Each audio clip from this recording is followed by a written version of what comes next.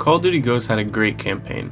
I don't necessarily think it was better than the Black Ops series or the Modern Warfare series, but it was still an amazing story. You could even go into space, which at the time for Call of Duty was a huge leap in terms of a dynamic storyline, with the main characters all being related, Elias Walker being the father, David or Hesh Walker, your brother, with you being Logan Walker. You felt more connected with them as the story progressed, and it tugged at your heartstrings when you learned the father's backstory and how him and Rourke, the main antagonist, actually used to be friends and ghosts together until Elias's decisions ended up making Rourke the ghost killer. Numerous missions are filled with amazing and addicting stealth that are replayable to your heart's content, and they are honestly some of my favorite missions within the whole game. There are several chases and sometimes just all-out crazy batshit battles where you are in the thick of it. It was very memorable with the cliffhanger ending of Rourke defeating you and your brother and dragging you off to try to,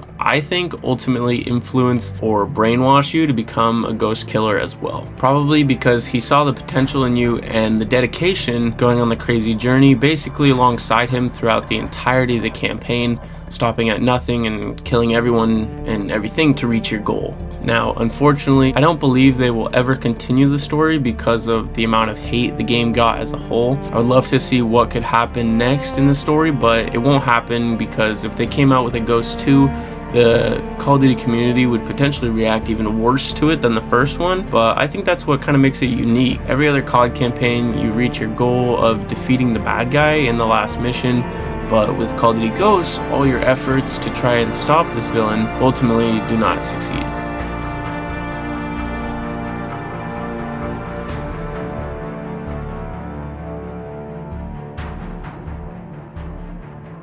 Ghost had a decent multiplayer in hindsight, with fun weapons like the Honey Badger being an instant classic and satisfying to use. The Ripper could switch between AR and SMG and was an interesting change of pace for those who like to rush and be near enemies but could instantly switch the weapon type to take out tangos at longer ranges. The MSBS was literally a one burst at launch. The Remington had that extra punch feeling with ultimate stopping power. Ghost even has a hipfire LMG, the chainsaw, for those who were just terrible at the game, didn't even care to fucking aim down sight. All the weapons from each category felt very solid and where they were supposed to be. The assault rifles actually felt like mid-range beasts, and the SMGs felt like they were made for close quarters combat. I played today's Call of Duties and the weapon classes seemed to just kind of all mix together. The LMGs let you run as fast as having an SMG, and if they don't, then you can add up to 8 attachments to the gun and add or minus certain stat percentages, and this way most of the guns seem very blended together with no real concrete distinctions. The created class system, I think, was very good in this game, and it actually moved away from the classic pick 10 system where we had back then, but you still only had a certain amount of things you could equip onto your class, with better perks being worth more and taking up more space, or you could have a bunch of smaller perks that wouldn't necessarily benefit you as much in certain aspects, but those are the sacrifices that you would have to make as the player. And with Ghost, there was more customization than we had seen at the time, with all the camos, skins, and voice packs you could buy for only a few dollars. The maps in Call of Duty Ghosts were just too inconsistent, with the majority of the maps being way too big for normal 6v6 gameplay, and the small maps barely came up in rotation that they actually had to make a completely separate playlist just for Strike Zone. Other maps like Stonehaven were just the biggest maps that we had seen at the time and just really didn't work for 6v6, and no one really ever played Ground War, so ultimately I think led to a big part of the game's demise.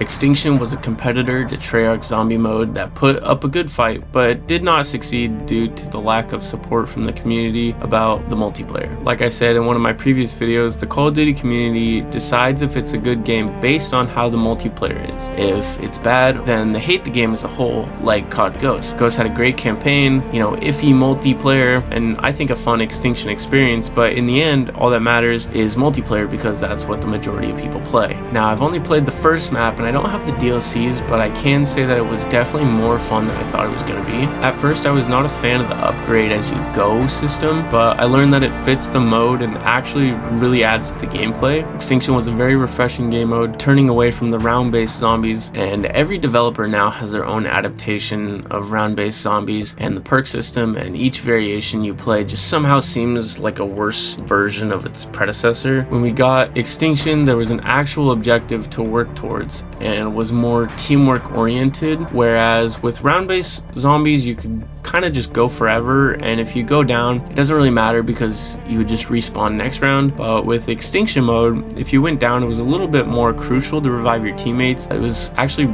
pretty important because Extinction is a little bit, I think, more overwhelming than zombies. It's not as easy to just like train or corral the aliens, so you'd want your other teammate to help you if they had good equipment to help you out, such as like an IMS or a turret or special ammo, things like that. And when you exfil, it's actually very thrilling. I feel as though I'm in a blockbuster action movie. Having the aliens chase you while you try to run back to the helicopter is definitely a heart-pumping experience, and something I haven't felt in a while from playing round-based zombies. Unless maybe you pull off some crazy clutch move avoiding a bunch of zombies, but even then it typically doesn't last long and it seems to happen quite frequently. With the exfil, you have to try your hardest to get to the exfil zone and get on the helicopter, because you know that if you stop for a second, all your hard work will take a turn in the matter of an alien clapping you from behind. Overall, I think Extinction was a great game mode, and I liked the capped money system it had as well, because it forced players to spend their money and help out instead of stockpiling hundreds of thousands of points and like never really buying anything.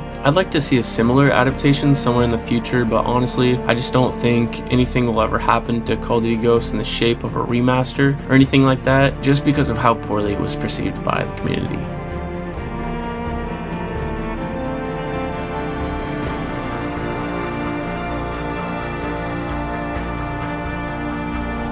Call of Duty Ghosts was the game that took those leaps that other developers at the time and even now aren't really willing to take. A cliffhanger campaign, a multiplayer experience with bigger maps that actually felt more realistic than anything we have today, and a spin-off zombies mode, but yet still somehow managing to make it super engaging, fun, and teamwork oriented. At the time, Call of Duty Ghosts was the game we all love to hate, but now it's the game we so desperately need. Call of Duty Ghosts was one of the last great Call of Duty games, and we should all remember it, not for how people told us to think about it at the time, but for what the game truly is and the identity that it was trying to establish within the Call of Duty franchise.